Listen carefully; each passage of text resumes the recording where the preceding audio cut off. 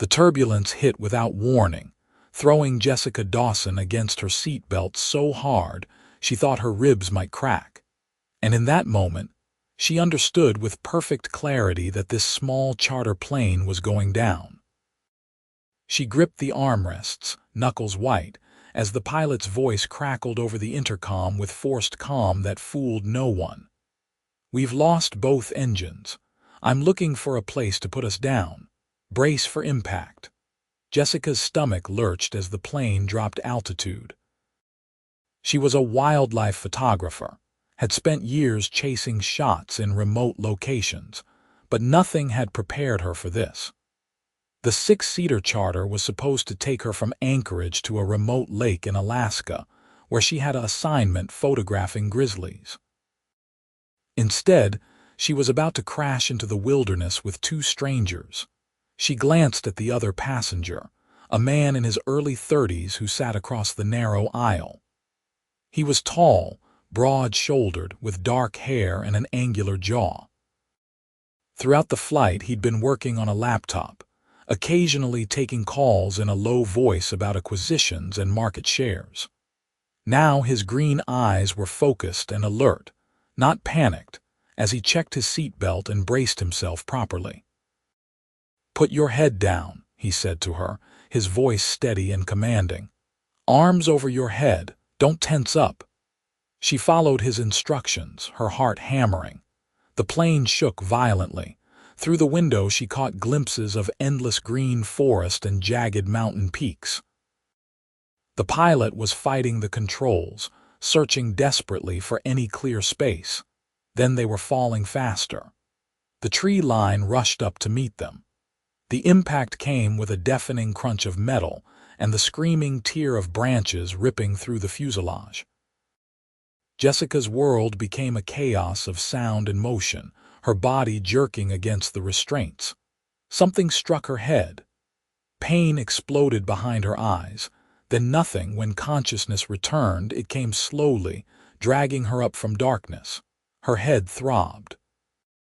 Something warm and wet trickled down her temple. She forced her eyes open and immediately wished she hadn't. The cabin was destroyed, crumpled like a tin can.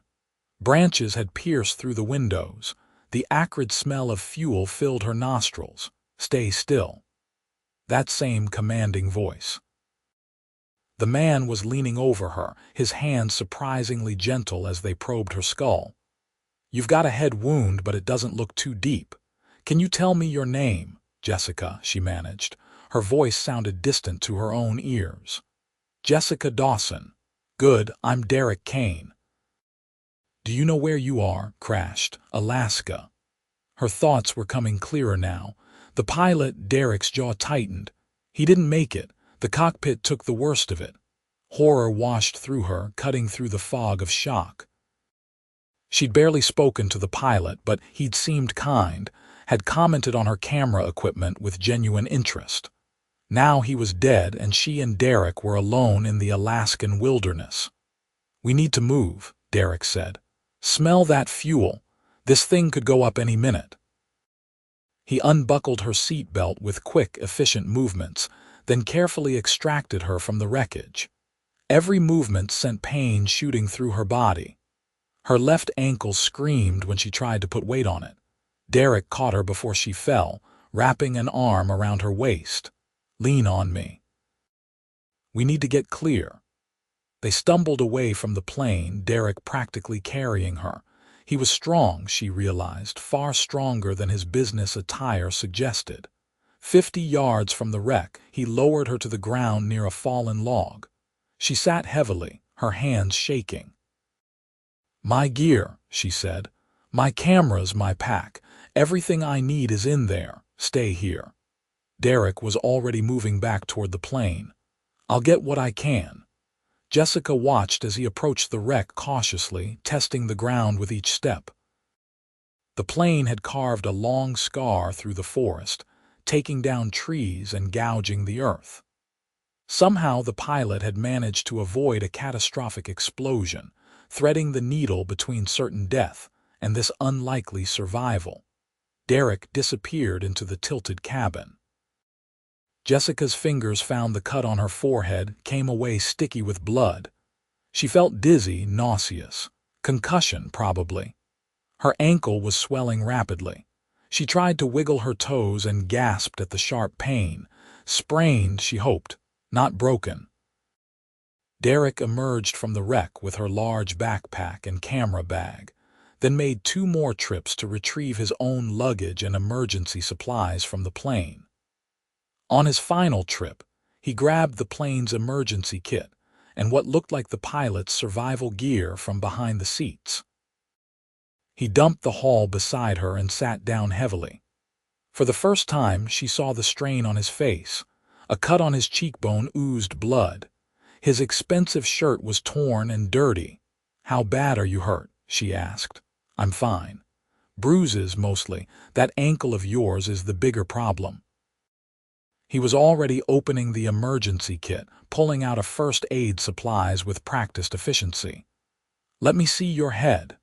She held still while he cleaned the wound with antiseptic from the kit. His touch was careful, methodical. "You've done this before," she observed. "Navy. Years ago." He applied butterfly bandages to close the cut. "This should hold. You probably have a concussion. I need to watch you for the next few hours." "Your turn." She took the antiseptic from him and cleaned the cut on his face. Up close, she could see the intelligence in his eyes, the strong lines of his face. Even covered in dirt and blood, even in the middle of a disaster, he was handsome in a way that made her painfully aware of how close they were. "Thank you," he said when she finished. Then he turned his attention to the supplies he'd salvaged. "Let's see what we have to work with." They took inventory. Her photography backpack contained her cameras, lenses, and thankfully several protein bars and a water bottle. Derek's carry-on held clothes, a phone that had no signal, and a laptop. The emergency kit provided basic first aid, a flare gun with 3 flares, a thermal blanket, and some rope. The pilot's survival gear was more extensive. A military-grade pack with a water filter, fire-starting equipment, a hunting knife, a small tarp, and freeze-dried meals. "The pilot must have been a survivalist," Derek said, examining the quality of the gear with approval. "This is professional stuff." "Will anyone find us?" Jessica asked. The question hung heavy between them. Derek pulled out a device from the emergency kit, an emergency locator transmitter. He pressed the activation button. A small light blinked red. "The ELT should be sending our position to search and rescue." But we're in the middle of nowhere, and weather in Alaska can delay rescue for days or even weeks. So we wait, but we prepare to survive. He looked around at the dense forest surrounding them. "First priority is water and shelter. Your ankle needs to be immobilized and elevated. Then we need to assess our food situation and figure out how long we can hold out." Jessica nodded, trying to push down the fear rising in her chest. She was a photographer, comfortable in the outdoors, but this was different. This was survival. And she was injured, dependent on a stranger who, for all his apparent competence, was essentially just a businessman in the wrong place at the wrong time. Except Derek didn't move like a businessman. He moved with purpose and confidence, the way someone who'd been trained for crisis situations moved. He fashioned a splint for her ankle using branches and rope, wrapping it with careful pressure that stabilized the joint without cutting off circulation. "Too tight?" he asked. "It's okay." "Better, actually." "Good. Don't try to walk on it. We'll need to make a shelter before dark, and you need to rest." He checked his watch, which had somehow survived the crash intact. "We have maybe 4 hours of daylight left." He worked quickly, using the knife to cut branches and the tarp to create a lean-to shelter against a large pine tree. Jessica tried to help, but he waved her off. "You need to stay off that ankle. Tell me if you feel dizzy or nauseous. Concussion symptoms." She watched him work, impressed despite herself. His movements were efficient, economical. Within an hour, he'd constructed a decent shelter that would keep them dry and shield them from the wind. He spread the thermal blanket inside and helped her into it. "Rest," he ordered. "I'm going to scout the immediate area, see if there's a water source nearby. I'll stay within shouting distance." "Be careful," she said, then felt foolish. What was she, his mother, but Derek just nodded seriously. "I will. Keep that flare gun close. If anything happens, fire it." He disappeared into the trees. Jessica lay back, her head pounding. The enormity of their situation was starting to sink in. They'd crashed in the Alaskan wilderness, possibly hundreds of miles from the nearest town. She was injured. They had limited supplies. And her only companion was a stranger named Derek Kane, who apparently had military training and knew how to survive in the wild. She realized she'd been lucky. If she'd been alone, she'd already be dead. If Derek had been the typical businessman she'd assumed, they'd both probably die out here. Instead, she had a chance. They had a chance. Derek returned 20 minutes later with good news. "There's a stream about 200 yards that way, clear water moving fast. I filled the bottles." He handed her one. "Drink slowly." The water was cold and tasted faintly of minerals and earth. It was the best thing she'd ever tasted. Jessica drank half the bottle before forcing herself to stop. "Tell me about yourself," Derek said as he started working on a fire pit, clearing a space and arranging rocks. "What does a wildlife photographer do in Alaska?" "I was supposed to shoot grizzlies for a conservation magazine. 3-week assignment," she laughed bitterly. "I guess I'm going to miss my deadline. I'm sorry.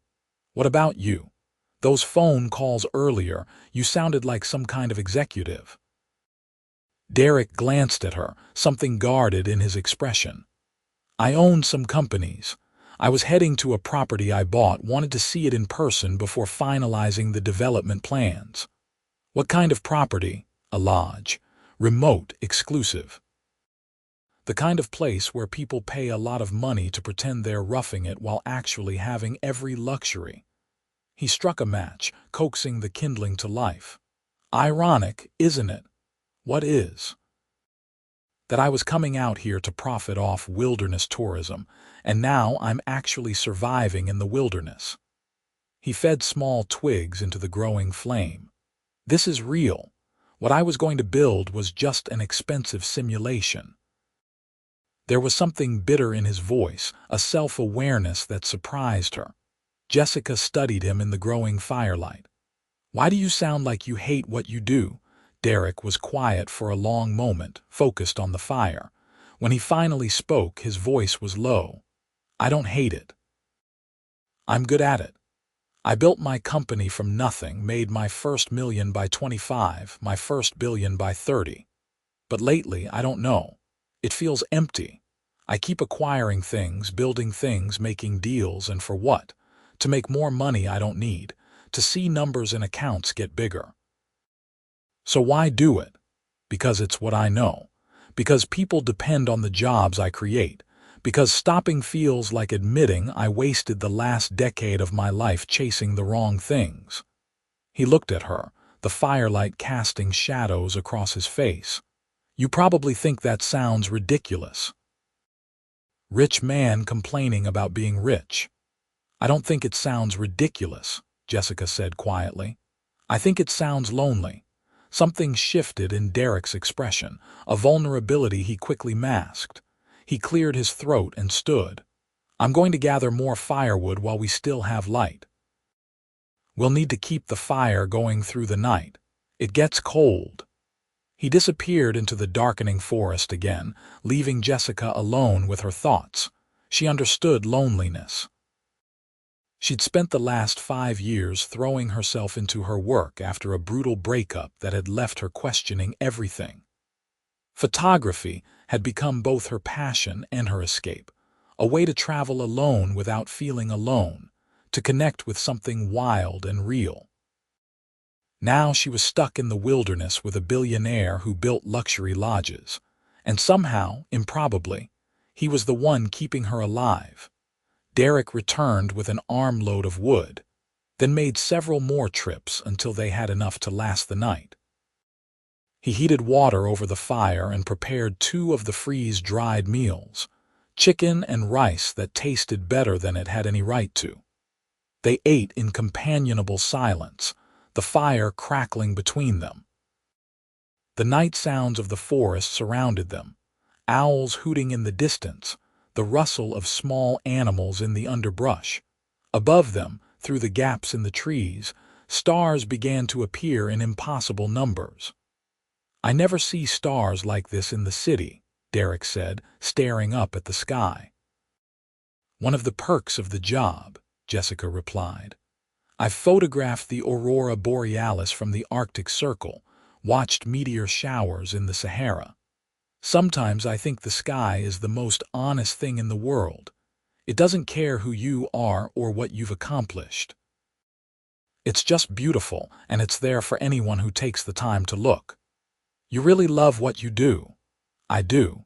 Even when it means sleeping in tents and eating terrible food and occasionally getting chased by territorial bull elephants. It's real, you know. It matters." "Unlike luxury lodges for rich tourists," Derek said dryly. Jessica smiled despite herself. "I didn't say that. You didn't have to." But he was smiling too, just a little. "You're right, though. There's a difference between experiencing something and purchasing an experience. I've been so focused on the business of nature that I forgot about nature itself." They talked late into the night, feeding the fire, sharing stories. Derek told her about growing up in foster care, bouncing between homes, joining the Navy at 18 because he had nowhere else to go. He talked about coming back to civilian life with nothing but discipline and determination, working 3 jobs while going to business school at night, spotting opportunities others missed. Jessica told him about her family, her parents who'd wanted her to be a lawyer or a doctor, their disappointment when she'd chosen art school instead. She talked about the years of struggling to make a living, the lucky break when one of her photos had won a major award, the slow climb to professional success. "Do your parents understand now?" Derek asked. "They're proud of me in their way, but they still don't really get it. Last time I visited, my mom showed me an article about a friend's daughter who just made partner at a law firm. The subtext was pretty clear. Some people only understand success if they can measure it in money or status. Is that why you measure it that way?" The question hung between them. Derek poked at the fire, sending sparks spiraling into the night. "Maybe. Or maybe I've been trying to prove something to all those foster families who pass me around like I was defective merchandise. Look at me now. I'm worth billions. I matter." "You mattered before," Jessica said softly. "You mattered when you were a scared kid with nothing. Money didn't make you matter. It just made you rich." Derek looked at her then, really looked at her, and Jessica felt something shift between them, something neither of them had words for yet. "You should sleep," he said finally. "I'll keep watch, make sure the fire doesn't die." "You need to sleep too." "I will, later. You're concussed and injured. I'm fine." Jessica wanted to argue, but exhaustion was pulling at her. She lay back on the thermal blanket, her splinted ankle elevated on Derek's folded jacket. The last thing she remembered before sleep claimed her was the sight of Derek sitting by the fire, silhouetted against the flames, watching over her like some kind of guardian. She woke several times during the night. Each time, Derek was there, adding wood to the fire, checking on her. Once she woke to find him carefully adjusting the blanket around her shoulders, his touch gentle. He didn't realize she was awake, and she watched him through half-closed eyes as he returned to his position by the fire, sitting with his back against a tree, alert and watchful. Morning came with weak sunlight filtering through the trees and the sound of birds. Jessica's ankle throbbed, her head ached, but she was alive. Derek was crouched by the fire, heating water for instant coffee from the survival pack. "Morning," he said when he saw her awake. "How do you feel?" "Like I crashed in a plane." But she managed a smile. "Did you sleep at all?" "A few hours. I'm used to getting by on less." He handed her a cup of terrible instant coffee that tasted like heaven. "We need to talk about our situation." Jessica sat up carefully, wincing. "Okay." "The ELT is active, so search and rescue knows our approximate location. But this is a massive search area, and weather can delay things for days. We have food for maybe a week if we're careful, longer if we can supplement with foraging or fishing.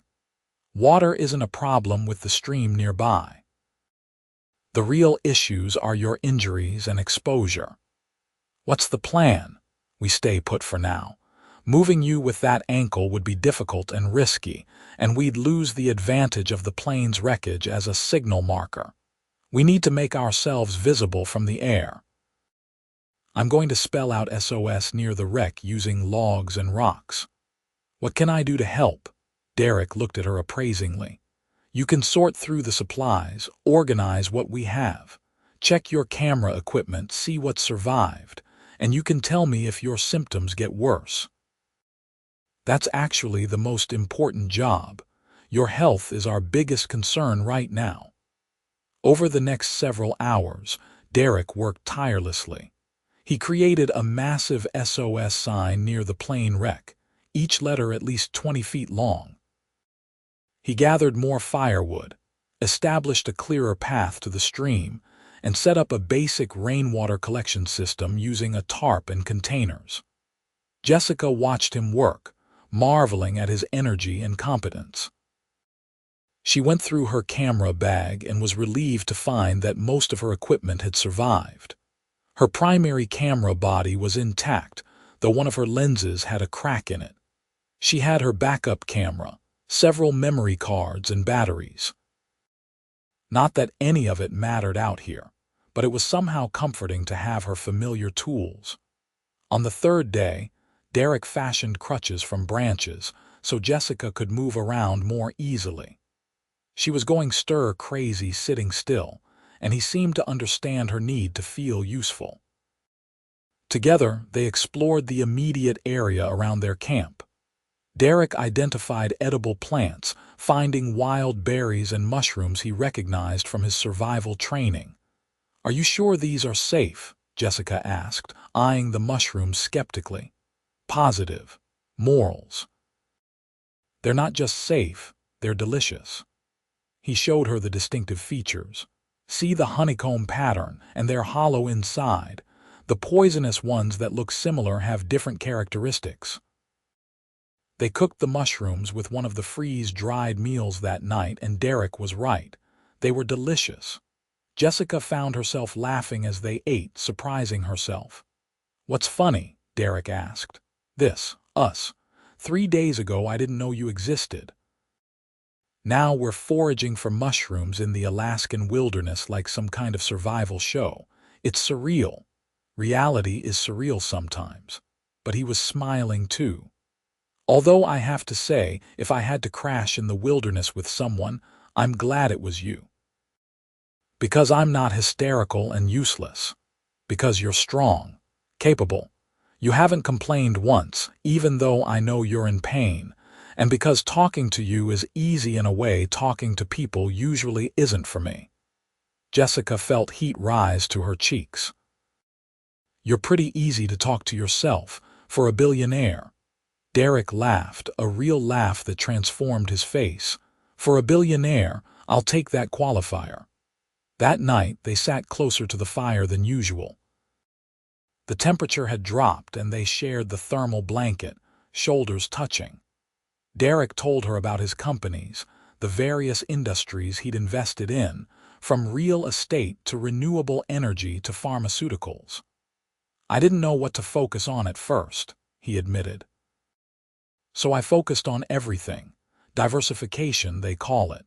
But really, I think I was just afraid that if I picked one thing and it failed, I'd end up back where I started, with nothing." "You still feel that way," sometimes. Success didn't cure the fear. It just gave me more to lose. He looked at her. What about you? Are you afraid of anything? Lots of things. Irrelevance, mostly. That I'll wake up one day and realize I spent my life taking pretty pictures while the world burned down around me. That my work doesn't actually matter. It matters, Derek said firmly. Art matters. Beauty matters. People need to be reminded that there are things worth protecting, worth preserving. Your photographs do that. How do you know? You've never seen my work. Then show me. Jessica hesitated, then pulled out her primary camera. She turned it on and scrolled through the images on the memory card. Wildlife shots from various assignments. A mother bear with cubs. A breaching whale. The northern lights painting the sky in ribbons of green and purple. A wolf pack moving through deep snow. Derek studied each image intently. These are extraordinary, he said quietly. The way you capture the light, the emotion. That shot of the wolf, the way it's looking at the camera. You can see the intelligence there, the personality. It's not just a wolf. It's an individual. That's exactly what I try to show. Thank you for understanding. Their eyes met in the firelight and Jessica felt her breath catch. There was something in the way Derek was looking at her, an intensity that made her skin warm. He reached up slowly, carefully, and tucked a strand of hair behind her ear. You have a gift, he said. Don't ever let anyone convince you otherwise. Jessica didn't trust herself to speak. The moment stretched between them, charged with possibility. Then Derek cleared his throat and pulled back, adding wood to the fire. We should sleep, he said, his voice rougher than usual. I'll take first watch. Derek, you can't keep staying up all night. You'll exhaust yourself. I'm fine. You're not fine. You're running on adrenaline and stubbornness. She met his eyes. We can take shifts. Wake me in 3 hours. He looked like he wanted to argue, but finally nodded. 3 hours. Promise you'll wake me. I promise. This time Derek slept while Jessica kept watch. She fed the fire, listened to the night sounds, and watched him sleep. In rest, his face looked younger, less guarded. She thought about what he'd told her about his childhood, about building his empire from nothing. She thought about the loneliness in his voice when he talked about his success, and she thought about the way her heart had skipped when he'd touched her hair. This was dangerous, she knew. They were survivors in a crisis situation, their emotions heightened by trauma and proximity. Whatever she was feeling, it wasn't real. It couldn't be real, except it felt real. It felt more real than anything she'd experienced in years. After 3 hours, she gently shook Derek's shoulder. He woke instantly, alert, his hand moving instinctively to the knife on his belt before he recognized her. Sorry, he muttered. Old habits. It's okay, your turn to watch. But Jessica couldn't sleep. She lay on the blanket, acutely aware of Derek's presence a few feet away, and stared at the stars through the trees until exhaustion finally claimed her.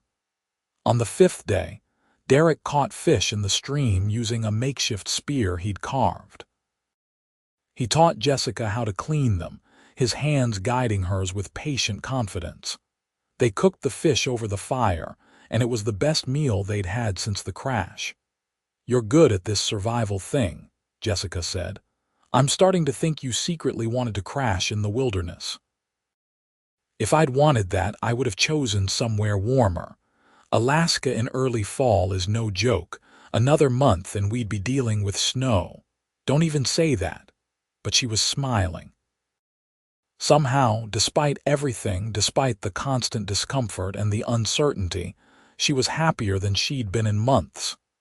Years, maybe. It was Derek, she realized. Being with him felt natural, right? They worked together seamlessly, anticipating each other's needs, filling comfortable silences with easy conversation. He made her laugh. He made her think. And the way he looked at her sometimes, when he thought she wasn't paying attention, made her feel beautiful and wanted in a way that had nothing to do with appearance, and everything to do with being truly seen. That evening, as they sat by the fire, Derek asked about her photography again. This time he wanted to hear about her process, how she planned shots, how she waited sometimes for days to capture a single perfect moment. Patience is most of it, she explained. Being willing to wait for the light, for the animal to move into position, for the exact right second when everything comes together. You can't force it. You can only be ready when it happens. Like life, Derek said thoughtfully. What do you mean? You can't force the things that matter. You can prepare, you can position yourself, but ultimately you have to be ready to recognize the moment when it arrives. He was looking at her as he spoke, and Jessica's pulse quickened. Derek. I know, he said quietly. I know this is complicated. We're in an extreme situation, our emotions are heightened and we barely know each other. But Jessica, I haven't felt this way in years, maybe ever. Being with you, talking to you, it feels like waking up from a long sleep. Jessica's heart was pounding. I feel it too. But you're right, it's complicated. We're surviving together. That creates bonds that might not last once we're rescued. Do you really believe that? She wanted to say yes, wanted to be sensible and cautious. But looking into his eyes, seeing the hope and vulnerability there, she couldn't lie. No, I don't believe that. Derek moved closer, his hand coming up to cup her face. Can I kiss you? Jessica nodded, not trusting her voice. Derek leaned in slowly, giving her every chance to pull away. Then his lips met hers, gentle at first, almost tentative. She kissed him back, her hand sliding up to his shoulder, and the kiss deepened, became something urgent and desperate and achingly sweet. When they finally broke apart, both breathing hard, Derek rested his forehead against hers. I've wanted to do that for days, he admitted. Why didn't you? Because I didn't want you to think I was taking advantage of the situation. You're injured, vulnerable, dependent on me for survival. Kissing you could have been a terrible abuse of power. And now you kiss me back, so I'm choosing to believe you want this too. I do want this. I want you, even though it's crazy and complicated and we're literally in a survival situation. Jessica laughed shakily. What is wrong with us? Absolutely nothing. Derek kissed her again, softer this time. For the first time in years, I think something is actually right. They held each other that night, wrapped together under the thermal blanket, the fire burning low beside them. Jessica felt safe in Derek's arms, safer than she had any right to feel while stranded in the wilderness. They talked in whispers, sharing fears and dreams, learning each other in the darkness. What happens when we get rescued? Jessica asked as dawn approached. What do you want to happen? I don't know. My life is traveling, assignments all over the world. I'm gone more than I'm home. That's not exactly compatible with dating someone. What if that someone has a private jet and can travel anywhere? Derek's voice was carefully casual. What if he's been looking for a reason to step back from day-to-day operations and focus on the things that actually matter? Like what? Like conservation. Like investing in projects that protect the places you photograph instead of developing them into luxury resorts. Like spending time with someone who makes me remember why life is worth living. Jessica turned to look at him in the growing light. You're serious. I've never been more serious about anything. Jessica, I know it's fast. I know we've only known each other a week, but I also know that what I feel for you is real. It's the most real thing I've felt in my entire life. So yes, I'm serious. Give me a chance. Give us a chance. Before Jessica could answer, a sound cut through the morning air. The distant thrum of a helicopter. They scrambled to their feet, Derek supporting Jessica as she grabbed her crutches. The sound grew louder. Derek ran for the flare gun while Jessica waved her bright red jacket overhead. He fired a flare into the sky just as the helicopter appeared over the tree line. The helicopter circled, then hovered over the clearing near the plane wreckage. Two rescue workers descended on lines, professional and efficient. Within minutes, they'd assessed both survivors, radioed for a stretcher for Jessica, and begun coordinating the rescue operation. "You're extremely lucky," one of the rescuers said as they strapped Jessica onto the stretcher. "That ELT saved your lives." Another few days, and this cold front moving in would have made the search a lot harder. Derek climbed into the helicopter after Jessica, never letting go of her hand. She looked at him, this man who'd kept her alive, who'd shared his fears and dreams with her, who'd kissed her like she was precious. "We didn't finish our conversation," she said over the noise of the rotors. "We have time," Derek replied, squeezing her hand. "We have all the time in the world now." They were flown to a hospital in Fairbanks. Jessica's ankle was badly sprained but not broken. Her concussion was mild and healing well. They kept her overnight for observation, and Derek never left her side. He made phone calls to postpone meetings, to delegate responsibilities, to rearrange his entire life around staying with her. "You don't have to do this," Jessica said from her hospital bed. "I'm fine. You must have a million things to deal with. Nothing more important than this. Than you." Derek sat beside her bed, still holding her hand like he had since the rescue. "I meant what I said out there, Jessica. Every word." The next morning, Jessica was cleared to leave. Derek had arranged for a hotel suite, separate rooms, giving her space while making it clear he wasn't going anywhere. Over the next few days, as Jessica recovered, they talked through the logistics of their impossible situation. She had assignments booked for the next 6 months. He had companies to run, even if he was planning to step back. She was based in Seattle when she wasn't traveling. His primary residence was in San Francisco, though he also had places in New York and London. "This should be complicated," Jessica said one evening as they shared dinner in the suite. "This should feel impossible, but somehow it doesn't." "Because we're making it work," Derek said simply.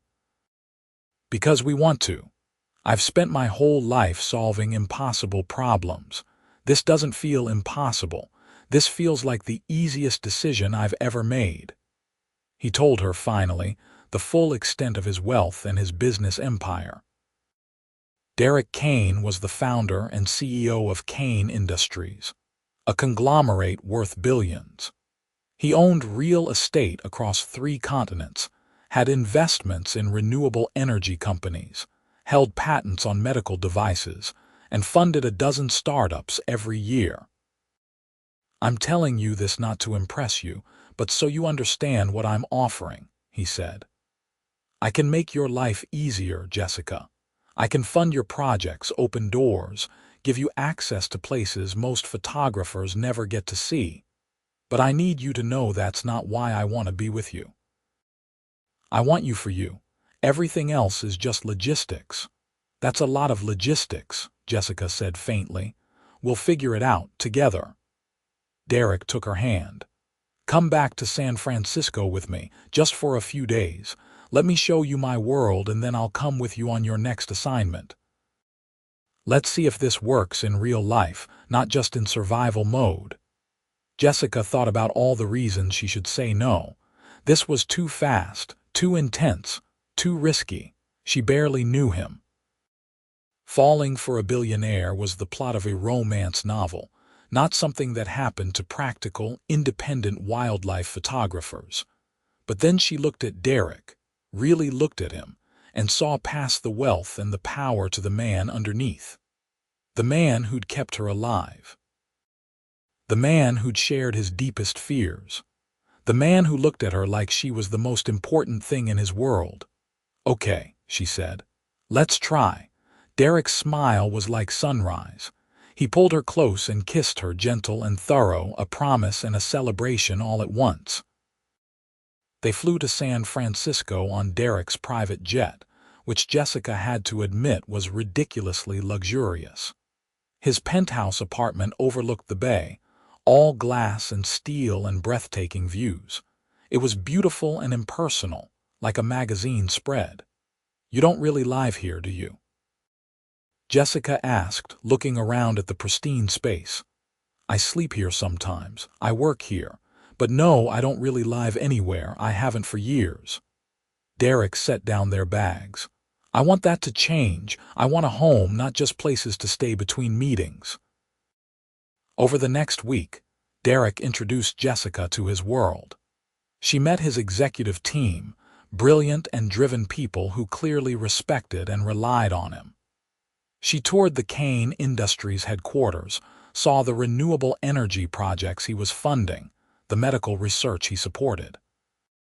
She began to understand the full scope of what he'd built and the responsibility that came with it.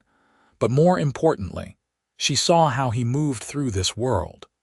The mask he wore in business meetings, professional and distant. The way he lit up when he talked about a new conservation initiative. The quiet satisfaction when one of his startups announced a breakthrough that would help people, and she saw how he was with her. The mask disappeared. He was present, attentive, real. He asked about her work with genuine interest. He looked at her portfolio for hours, asking questions about each shot, the story behind it. He made reservations at restaurants he thought she'd enjoy, not the expensive places designed to impress, but small ethnic spots with amazing food and authentic atmosphere. He was courting her, Jessica realized. Properly courting her like they had all the time in the world.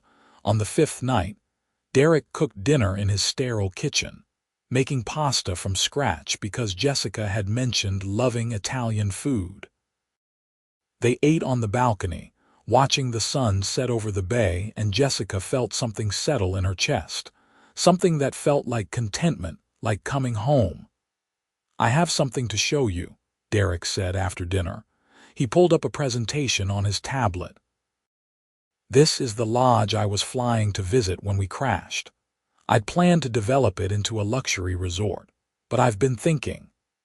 He swiped through images of pristine wilderness, a lake surrounded by mountains, the exact kind of untouched beauty Jessica spent her life documenting. "What if instead of a resort we made it a conservation center?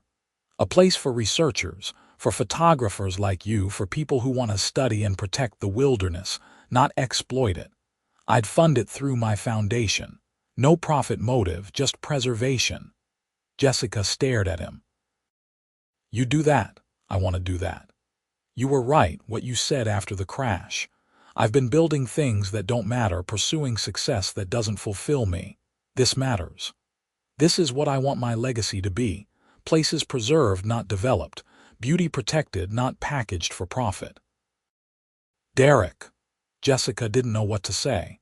She was overwhelmed by the magnitude of the gesture, by what it meant. "Say you'll help me," Derek continued. "Say you'll be part of it. You know what these places need, how to showcase them without damaging them. I need your expertise. And selfishly, I need you. I need the way you see the world. You make me want to be better." Jessica kissed him, pouring everything she couldn't articulate into the kiss. Derek responded with matching intensity, pulling her close. When they finally broke apart, both breathless, Jessica rested her head against his chest, listening to his heartbeat. "I'll help you," she whispered. "On one condition. Anything. You come with me to Tanzania next month. I have an assignment photographing elephants. It's 3 weeks in the bush, basic camps, no luxury, just the real wilderness. Can you handle that?" Derek laughed. "After Alaska, I think I can handle Tanzania." That night they made love for the first time, slow and reverent and achingly tender. Derek touched her like she was precious, like he wanted to memorize every inch of her. Jessica gave herself over to the sensation to him, letting go of the last of her resistance. This was real. This was happening. This was love. Afterwards, wrapped in Derek's arms, Jessica thought about how strange life was. A week ago she'd been on a doomed plane. Now she was in San Francisco, in the arms of a billionaire who wanted to change his entire life's direction because of her. It should have felt unreal, like a fantasy. Instead, it felt inevitable, like everything in her life had been leading to this moment. "What are you thinking?" Derek asked, his fingers tracing lazy patterns on her shoulder. "That I crashed a plane and found my future. Not just your future, our future." Derek kissed her forehead.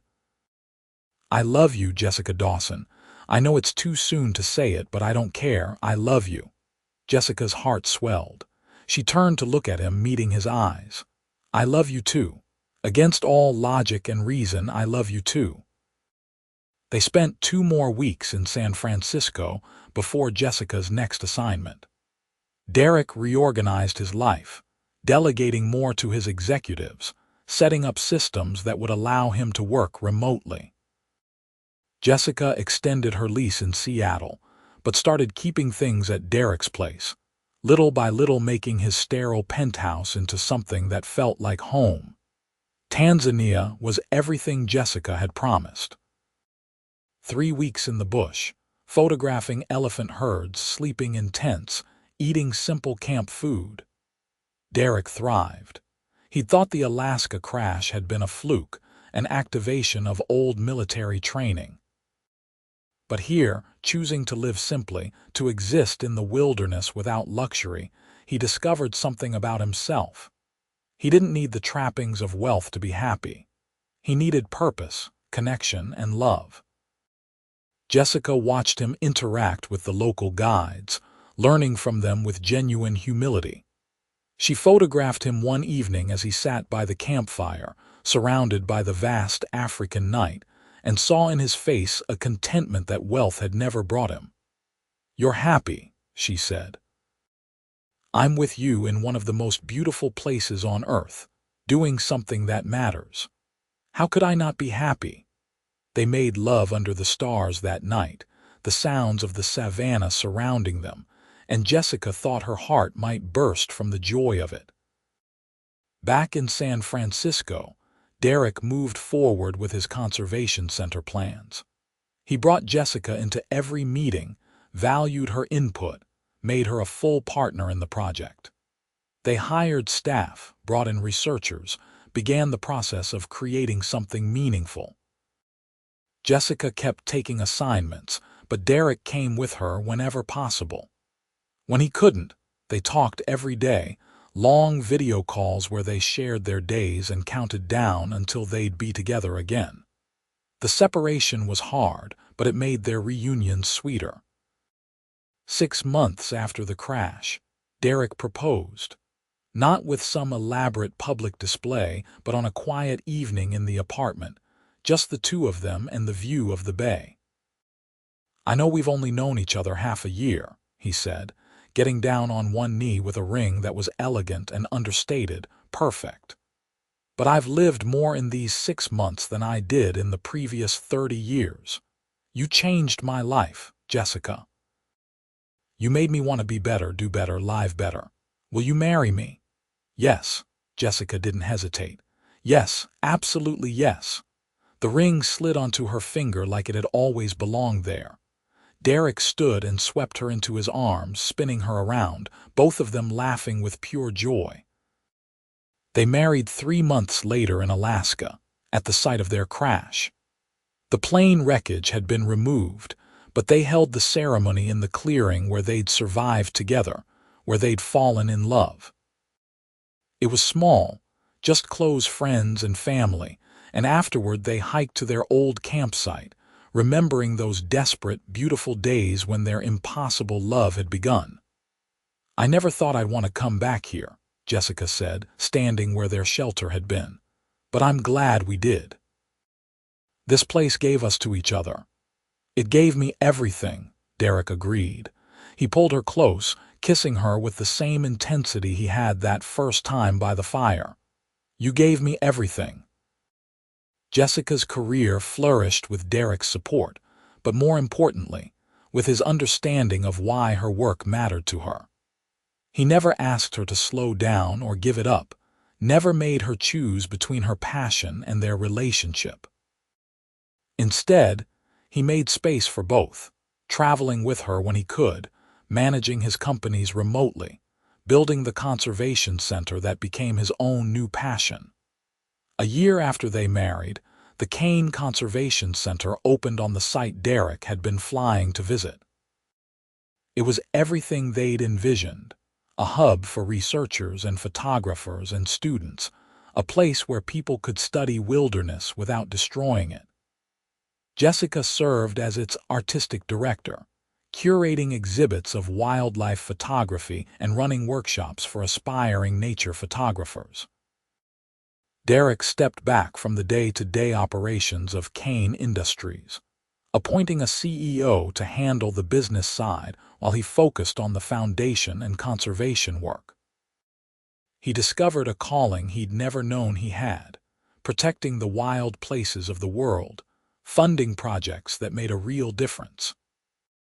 They bought a house together, finally, a beautiful place in the Pacific Northwest, with space for Jessica's darkroom and Derek's home office, with huge windows overlooking forests that reminded them both of those days in Alaska.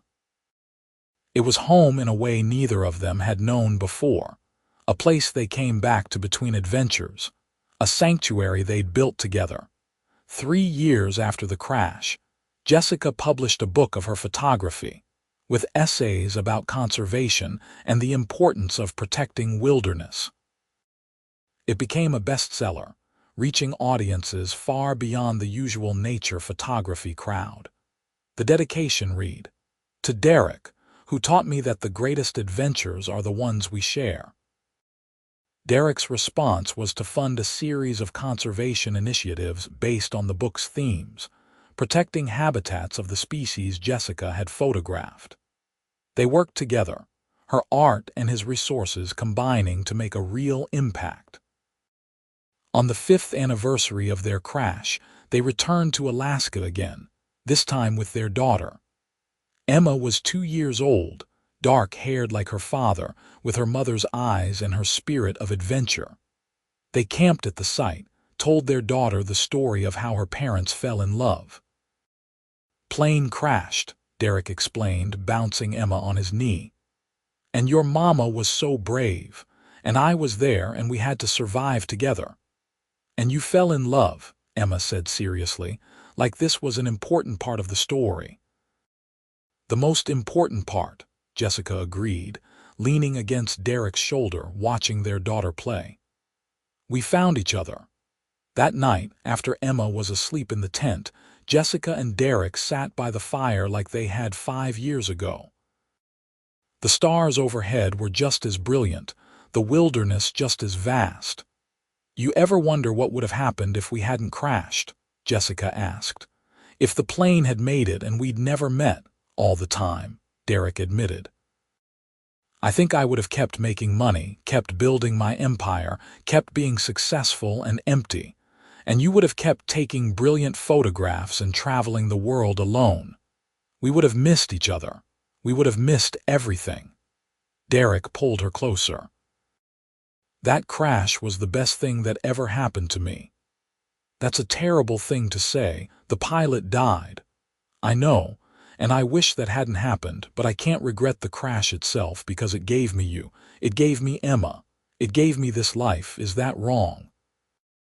Jessica thought about it, watching the fire. "No," she said finally. "I don't think it is. We honor what we lost by living fully, by making the most of what we gained. That pilot would probably be happy to know that something good came from that tragedy." "We named the first building at the Conservation Center after him," Derek said. "The James Merritt Research Wing. His family came to the opening. His daughter told me he would have loved knowing that his death led to something that protects the wilderness he loved." "We're lucky," Jessica said. "So incredibly lucky. Lucky I met you. Lucky you gave me a chance. Lucky we get to build this life together." They sat in comfortable silence, watching the fire exactly as they had 5 years ago, but everything was different now. Then they'd been strangers fighting to survive. Now they were partners, lovers, best friends, parents. They'd built a life together that mattered, that made a difference, that filled them both with purpose and joy. Years passed. Emma grew, joined eventually by a son, James, named for the pilot who died bringing their parents together. Jessica continued her photography, though she was more selective about assignments now, preferring projects close to home or ones the whole family could travel to together. Derek's conservation work expanded, protecting more land, funding more research, making a real impact on preserving wilderness for future generations. They bought the luxury lodge property Derek had originally planned to develop, but instead of a resort, they turned it into a family compound and conservation education center. Every summer, they spent months there, living simply, teaching their children to love and respect the wilderness. Emma became an environmental lawyer, using the law to protect the places her mother photographed and her father funded. James became a biologist, following in his father's footsteps into conservation work. Both children grew up understanding that their parents' love story had started with tragedy and survival, that the best things in life often came from the hardest moments. On their 20th wedding anniversary, Derek and Jessica returned to Alaska one more time, just the two of them. They hiked to the crash site, now marked with a small memorial plaque they'd placed years ago. The forest had reclaimed the clearing, nature healing itself as it always did. 20 years, Jessica said, taking Derek's hand. How did we get so lucky? We didn't get lucky, Derek replied, pulling her into his arms. We chose each other every single day for 20 years. That's not luck. That's love. He kissed her, and Jessica felt the same flutter in her stomach she'd felt that first time by the fire. Some things didn't fade with time. Some things just got stronger. I love you, she whispered against his lips. My wilderness survival billionaire. I love you, Derek replied. My beautiful, brilliant photographer who makes me want to be better every single day. They stood together in the forest where they'd fallen in love, holding each other as the sun set through the trees, painting everything gold. Their life hadn't been perfect. There had been arguments and struggles, times when balancing careers and family and the demands of Derek's wealth had felt impossible. But they'd faced it all together, choosing each other again and again, building something real and lasting and meaningful. The plane crash had brought them together, but love had kept them together. Not the desperate intensity of survival, but the steady, enduring choice to be partners through everything life brought.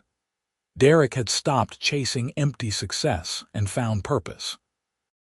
Jessica had stopped traveling alone and found home. Together, they'd built a life that honored both their passions and their love, a life that made the world a little bit better. As darkness fell and stars began to emerge overhead, they made their way back to their camp, hand in hand, still talking and laughing like they had 20 years ago. The wilderness surrounded them, vast and beautiful and eternal, witness to their love story. A story that had started with disaster and become something extraordinary. A story that proved that sometimes the best things in life came from the hardest moments, and that true love was worth fighting for, worth building on, worth choosing every single day. And as they settled into their tent for the night, wrapped in each other's arms just like they had been 5 years ago and 10 and 15 and 20, Derek whispered the same words he'd whispered on that first night when everything changed. I love you, Jessica Kane. And Jessica, her heart full of 20 years of love and laughter and shared adventures, whispered back, I love you too, forever.